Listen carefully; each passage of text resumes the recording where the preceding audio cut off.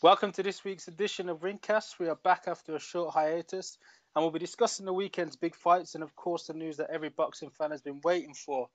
So, first off, let's begin with the weekend's action, starting off with Golovkin versus Murray. Murray was stopped in the 11th round, leading to Golovkin's 29th consecutive knockout.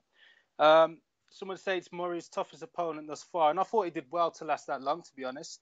I got the impression that he was taking his time and getting the extra rounds in, Golovkin that is. But I thought Murray's game plan of sitting on the ropes to counterpunch against Golovkin was a big mistake. Simon, what were your thoughts on the fight? Yeah, I thought it pretty much went as I think we'd all expected when we knew it was announced, that Murray's a tough, durable guy. And I thought it'd get stopped later on, which he did. It wasn't, in my opinion, very competitive at all. They said Murray was just trying to counterpunch, sit on the ropes, pick his shots, and eventually enough was enough. And he couldn't hang in there anymore. I thought it was a good stoppage as well. I think it went on a bit longer. He could have got seriously hurt. So credit to the referee for stopping it when he did. But yeah, all in all, Golovkin once again very impressive. Keen to see him get in the ring of Cotto next, and they can make that happen. And Murray, not really sure where he goes from here. But yeah, all in all, good fight. Do you think? I mean, Murray did well to last long. Do you think Murray showed that he can mix it up at top level? I know he's gone against Felix Sturm, but is he up there as a top middleweight? Bex? No. I think Murray is durable. He's brave. But when it comes to the skill factor, I don't know about anybody else, but when I was watching the fight, he just looked like he was labouring. He just didn't look like he had the athleticism. He just didn't look the part for me. And I think I wouldn't say he just turned up, so I wouldn't want to disrespect him like that, because I still think he put in a valiant performance. But I don't know, man. I just don't think he can cope with the elite fighters. I do kind of understand what Bex is saying there, but I do think that also, like, I think the fear factor kind of paralyzed him a little bit. Didn't really, allow him to show what he's capable of. But yeah, I would actually agree that probably you're right. Like, Murray's skill is a bit limited, but that's also put more on display when you've got someone like Golovkin next to you, who's an Olympic silver medalist and obviously has, sensational skill, exceptional skill, really. So, but does anybody else think? I thought when he was against the ropes, terrible idea. But when he actually went into the middle of the ring with him and actually traded a little bit, he looked more on the level. When he had the success. Yeah. I think it was the start of the 10th round, and he pulled off a little bit of a combo, and he kind of dazzled Golovkin a little bit, but then Golovkin just towards the end of the round just took charge again. So it's like he's always only going to find limited success because his boxing skills, let's be honest, are limited. So, well, yeah. Don't mean to be sounding harsh, but that's just. Well, David, I'll put it to you. Who can stop Triple G? If anyone can stop him, what's next for him? Wow. Who can stop him? I don't see anybody stopping him. We're in that division. I don't think so. I don't think anybody. I can't remember who said it, but somebody was saying that you needed to be like Riganda style of fighting to actually like match Golovkin. But as far as anybody in the division, I don't think Miguel Cotto. I think Miguel Cotto does a worse job than Murray, in my opinion, because I don't think he can hang with him in terms of punching power. So, but I think back to the fight. For me, I think I don't know about you guys, but you know when Golovkin was hitting him, like you can actually, I felt the punches. It's so much power. I don't know. I think I agree with what Beck said quite a while ago. With his deceptive power, he doesn't look like he's putting a lot of power into it. But what he does do is he twists the glove, so he makes sure that the end of his knuckle is catching you. So obviously that's a lot more painful. I think personally, he doesn't look like he's doing that much damage. Like you see when he's quite accurate as well. Yeah, he is. He's very accurate. The accuracy plays a lot into it as well, man. It does. Accuracy is very important. It was really weird because Murray always has this high guard, and it always looks as if like punches aren't getting in clean on Martin Murray. And then all of a sudden, I just saw him with a busted nose, like Yeah. busted face. I was like, "Oh, where did that come from?" Like, I didn't quite get it, but it's true. The accuracy of Golovkin always tells, and obviously the power. So Do you know So what's crazy about Golovkin? Like Go on.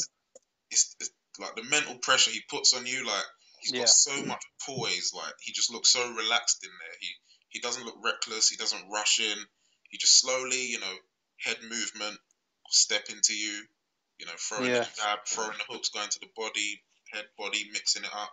And Murray, by the second round, he was moving around the ring. You could tell he was breathing already. Like whereas Golovkin, he just cuts off the ring. He cuts off the ring so well. So well. Business. And then once you're tired, but at the same time, no, sorry, Cam. No, I was gonna say at the same time, you have to take into account the ring was quite small. It was a very small ring. Yeah, but it doesn't. I mean, in past fights, he's still done the same thing, hasn't he? He just cuts that ring off. You try and move around, he takes them little steps quickly, and you're stuck in the corner then. To be honest, I think one of the big strengths of Golovkin is he's very patient. Yeah.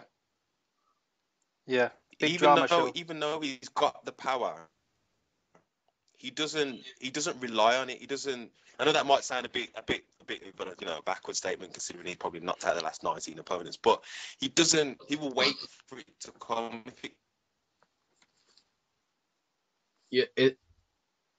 It's really weird because what you were saying about how it seems a bit of an oxymoron how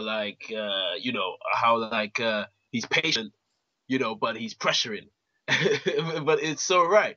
It's like that is how to actually pressure is to do the maneuvering and the feet. I think that's what Ricky Hatton meant when he said educated pressure. I think that's what he was trying to talk about. That's what he was trying to talk about. Yeah, that's not what he did against Floyd. Anyway. Yeah, I mean, he's a stalker. That's what he does. He stalks you down. Yeah. He doesn't rush in, takes his time, steps to you gradually, head movement, nice and relaxed, mixing it up. And back to what you lot were saying, to be honest, I think Murray did himself a justice there, I mean, other than not having much power, even when he was hurt, he was still running off, combinations when he could. When he wasn't laying on the ropes, he just didn't have the power to dent Golovkin. But he did well, and to be honest, I think it remains to be seen if any middleweights can last that long or do as well as Murray. Other than the likes of Quillen and Lee, they've got more power, but I don't think they're as durable, in my opinion. So on that performance, I'd give Murray a chance against anyone else in the middleweight division, to be honest. Yeah, I'd agree with you there, Henry. But is that what it has come down to? Who can last the longest? You know what, Femi? Is that the measuring stick now? It's not, but it's in reference to where does Murray go from here? Yeah, no. I'm Murray compared to the rest of the middleweights. Oh yeah. I reckon he's live against any one of them other middleweights.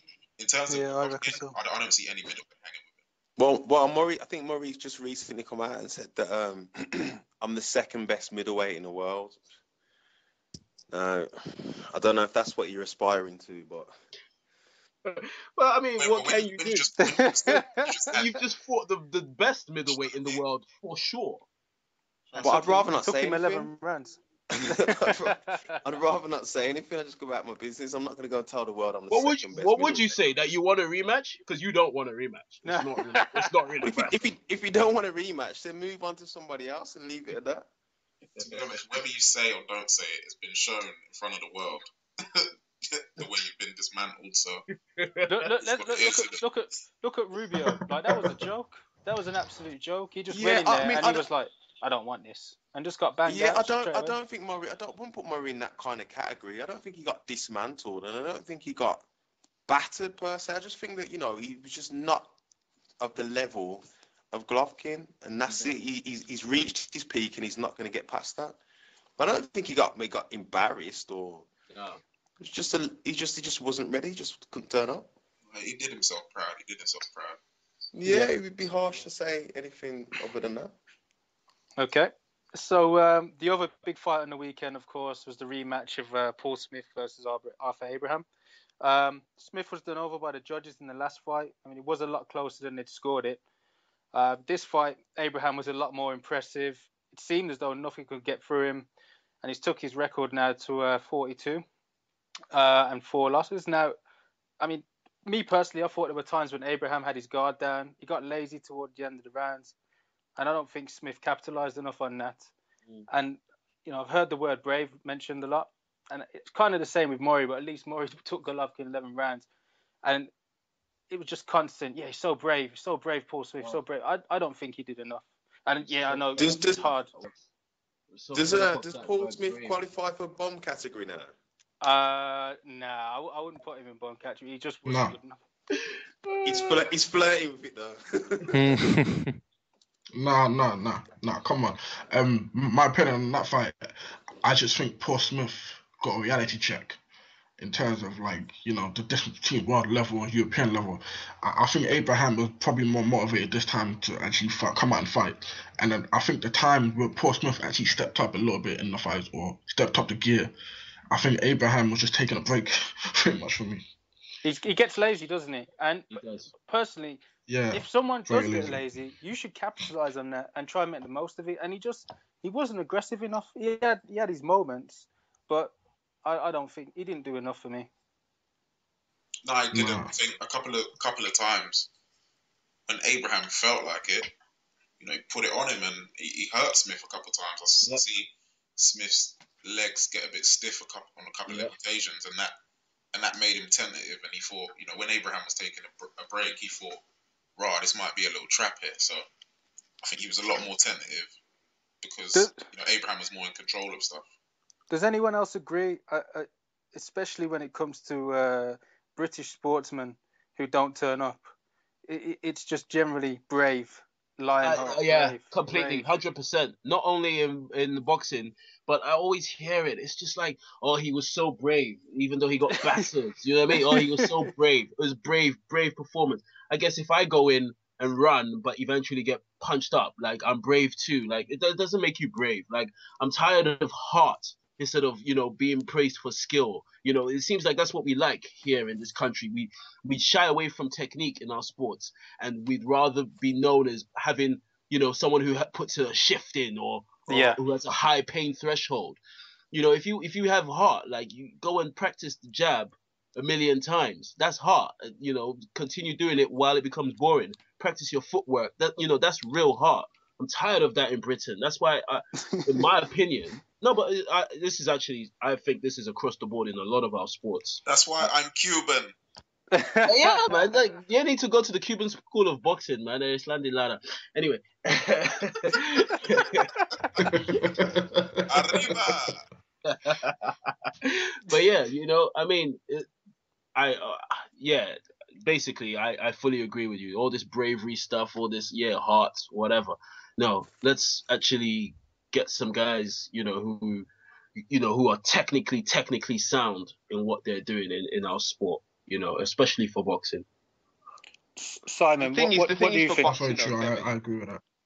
So the thing is with boxing, though, it has so much to do with heart and mental strength that even if some fighters aren't as skillful as others, that can get them through. No, but that can because get them through. But Bex, I would argue that because it's a combat sport and it has so much to do with heart and mental strength, that's the minimum. That should be on the scale. I agree. That's the minimum. I agree. Let's be honest, man. There's a lot of fighters out there, as you just said, that, you know, go in there and they'll run the fight and they'll squeak out a points victory, and people will have something to say about that. I think the general public want to see that fighter with heart, with guts, who's prepared to lay it all on the line, and I don't think that is a standard. That is a minimum. I think there's a lot of scary boxers out there that just want to eke out the points victories. But some people could say that the pound for pound best does that. I hear that a lot. So, you know, heart for me plays a real big part in any fighter's makeup.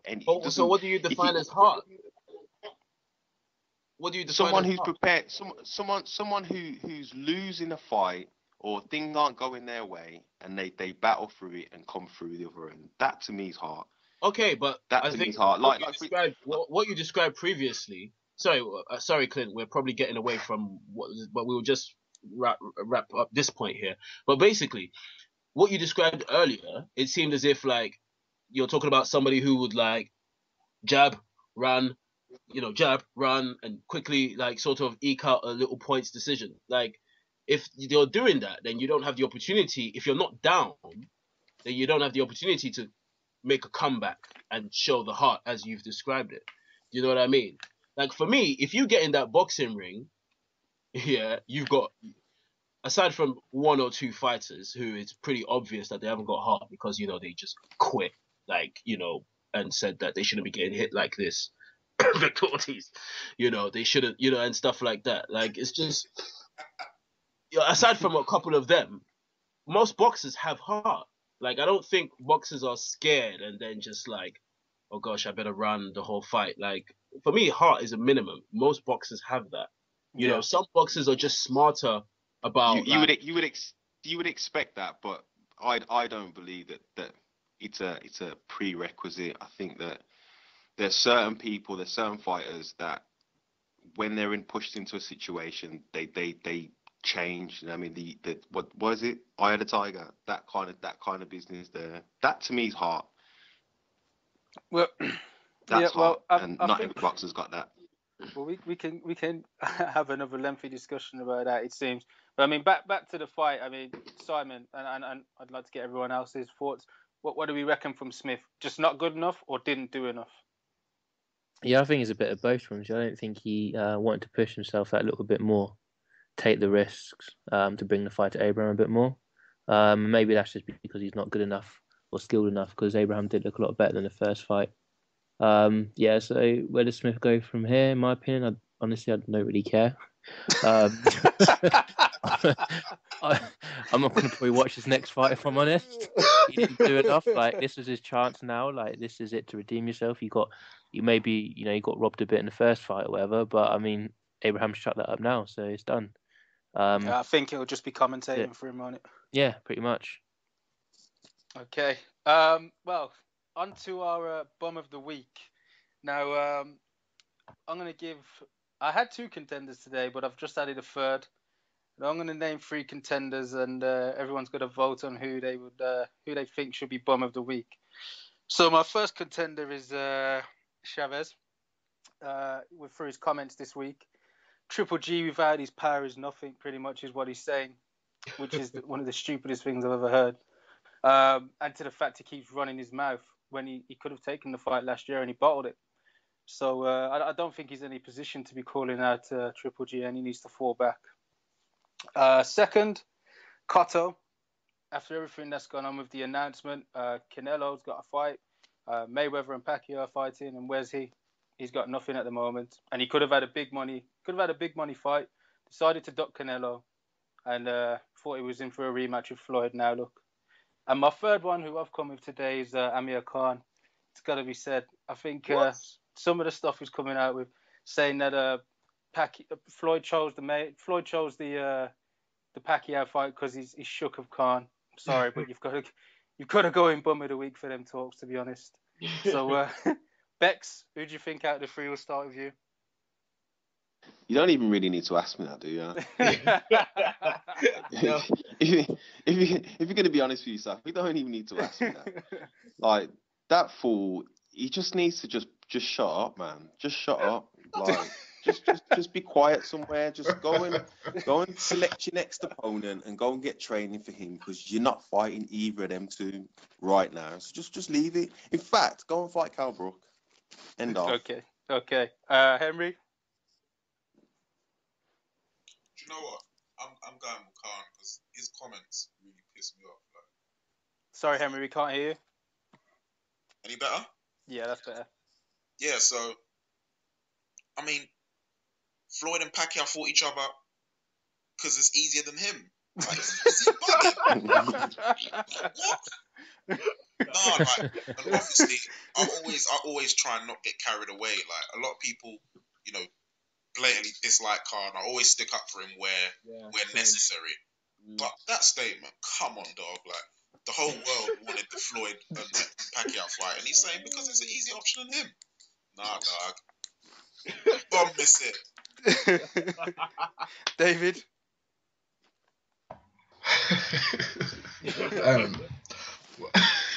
I'm sorry, that's funny, but I think it's the same as everybody. I mean, no, but at the same time, you can argue Miguel Cotto as well for his stupidity. I mean, look at him, where he is now. Like you said, Clip. I mean, Mayweather-Pacquiao fighting, Canelo's got another opponent, and he's just left in the cold. I mean, but for this week, in this instance, Amir Khan has to get Bam of the week. I mean, apparently he's the best 147-pound fighter in the world. Apparently, he couldn't even clean out the 140-pound division. He's talking Spanish. Exactly. I mean, they don't want to fight him. Simon. But at the same time, I do give him credit because he keeps calling out fighters. But it's taking you don't piss get now. credit Like, come for on. calling out names like just willy nilly. Well, like. Well, I mean, in the sense that he wants to make these fights happen, but he's just not good. He's not good enough, man. For me, not yet. Anyway, that's my. Hold on, didn't he say that Cal Brook was disrespectful the way he was calling him out? Yeah. I mean, like, has he took too many punches to the head? Does he not realise what he says on camera? He's a fool. Simon? Yeah, I can't disagree with you guys. Definitely Khan for me as well. I mean, he's a bit delusional, isn't he, really? I want to see him fight Kell Brook, or Thurman or someone, and stop chasing the Mayweather fight. Like, when's he really going to realise it's not going to happen? Yeah. Happen, and now he's saying that he's basically saying it's going to be a boring fight. It's not going to live up to the hype. Being really bitter and negative about it when everyone else is pumped. It's finally happened. Granted, it's 5 years late, but it's happening now finally. So he should try and ask for it if he can get on the undercard, because I think that would be a very smart move for him. I think he'll probably be too proud to do that. He's the way his ego seems at the moment. He'd probably turn it down. Him and Garcia under that undercard would be good. Him and Garcia pretty much undercard. That'd be a fight. But it'd be too close to Garcia's fight, wouldn't it? Yeah. Oh yeah. So, but we'll get onto that Mayweather fight. We'll get into that Mayweather fight. Femi, because you sounded like you disagreed when I first mentioned Khan. I was disagreeing at first, but then, I'm afraid the arguments of the others. I've been swayed by public opinion, man. So yes, you're right. Unanimous decision. So, Amir Khan, sorry, but you're bum of the week. Hey, are we gonna keep a league table for this? Like, whoever gets the most in a year, like, we're gonna send them a bouquet of like bums or something. I don't know. Yeah, we Amir Khan's already started with too many points, man. He'll run away with it. Just. I'm sure Brown will do something to catch him up, though. Yeah, definitely. True. So, so we go on now to talk about what everyone's talking about at the moment. I mean, we've been talking about it for weeks. I've tried to pretend myself that, I'm not interested for a while. But honestly, when I heard that when it was finally announced, I couldn't control my excitement, to be honest. And I think everyone else is the same. And I know what everyone thinks, really. It took too long to make, some will say, but I still think I know it's going to be the biggest fight of all time. The thing that's disappointing me is apparently, I mean, this is just rumors, of course, but apparently there's no tour, no 24/7 access. From the looks of it, no face-off, so no promo, nothing to get you, hyped for the fight. I mean, Henry, what do you think? I think that's mainly to do with they're both fighting on different networks. So they're gonna do like an hour special for Mayweather, an hour special for Pacquiao on the respective networks. So I can see why the 24/7 all access wouldn't work. The no tour, I mean, if rumors serve us correctly, then only a few tickets will be on public sale. So obviously, for that reason, if you're not going to sell that many tickets to the public, then there's no need to go around touring. True. To drum up interest.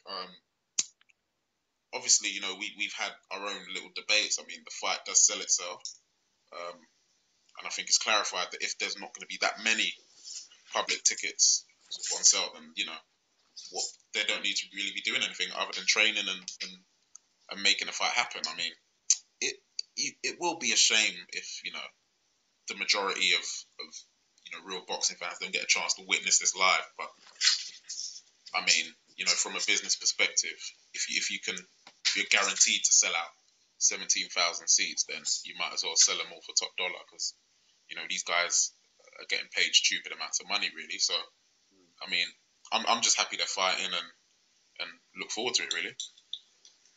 Yeah, who, Bex, would you like to see on the undercard? I don't know. Good question. Everyone who's should be fighting is fighting soon. I can't really think of anyone who I'd want to see. There's only going to be 3 fights on there, isn't there? To be honest, just the fact that they're actually fighting, I couldn't care less who's on the undercard. No, what's his name? Jay Leon loves free. Excuse me. Ooh. Badu Jack and them, man. Oh, okay. Right. No, I don't even know who I'd want to see. Khan Cotto, innit?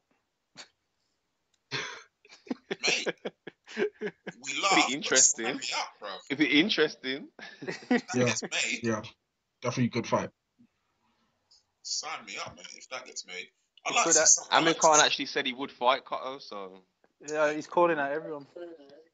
I'd like to see a fight like, I don't know, Walters Lomachenko or something like that. Yeah.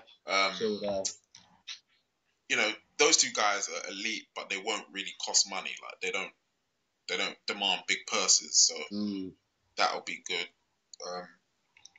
We'll just have to see what unfolds, really, innit? See. Do you think there's a chance that given the fact that Mayweather is Showtime and Pacquiao is HBO, could we see some matchups like that on the undercard as well? Like maybe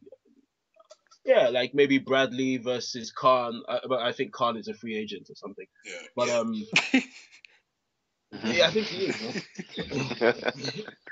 But no, I mean, is that a possibility? I don't know. No, you're right. It'll be interesting because obviously Mayweather's the lead promoter, so I assume his boys will be on there. But it's also, I assume, a shared card with Top Rank, so they're gonna have some of their fighters on. So there's a couple matches to be made. Unfortunately, I think we'll have to see Jesse Vargas on the card, but we'll see. We'll see. I mean, I don't really think anyone really cares about the undercard at the moment. They're just thinking about the fight, aren't they? But a good undercard will be a bonus for the likes of us, but I don't think anyone else would really be fast. So it'll be interesting to see. Does everyone think it's Mayweather, no doubt? Yeah. Because I don't know if it's Mayweather, no doubt. I don't know. It's a boxing match, man. Anyone can win. Yeah. Anyone can win. Right punch, anyone can win. But I just think Mayweather's too smart for him. I said it here. It's going to be a draw. From a business perspective, draw. Can't see that at all. You don't think? From a business perspective, you know what I mean? Yeah, get that rematch. Sell them tickets for 17 grand again. Yeah, I tell you what. I do not think. Yeah, you're right. I do not think that this will be the only time they fight. There's no rematch clause, though, is there? Nah, but once they reap in, rematch.